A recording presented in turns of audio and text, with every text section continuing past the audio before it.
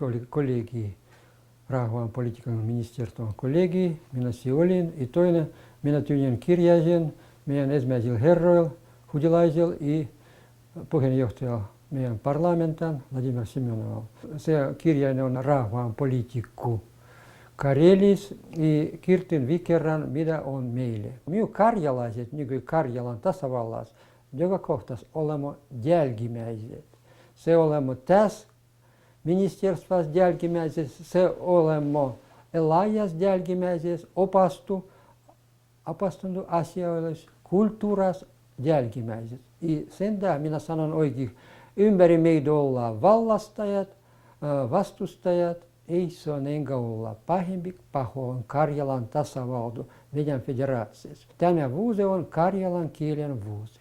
Meidän päämies Hudilainen antoi lisää meidän laki, kuda puolistaa Karjalan, Suomen, vepsän kieli, se lisää, kuda mitä antoi sen vetomuksen Karjalan parlamenta, oli istunto, edustajat, parlamentan, deputaatat, oli enemmän vastaan.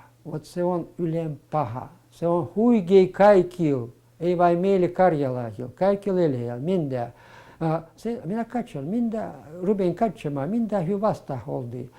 Sen takia, kun karjalaisissa pitää etsiä tulenkel 2-3 karjalasta, 50 edustajaa, vielä lisäksi 50 edustajaa, ket on rodinujes Karjalan muualla, Karjalan tasavallassa, niitä on vähempi puolta.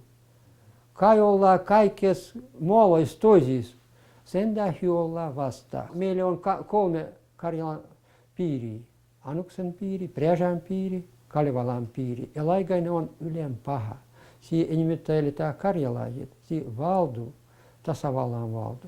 Moskovan valdu pitäisi enemmän auttaa rahvahalla. Anna elettää.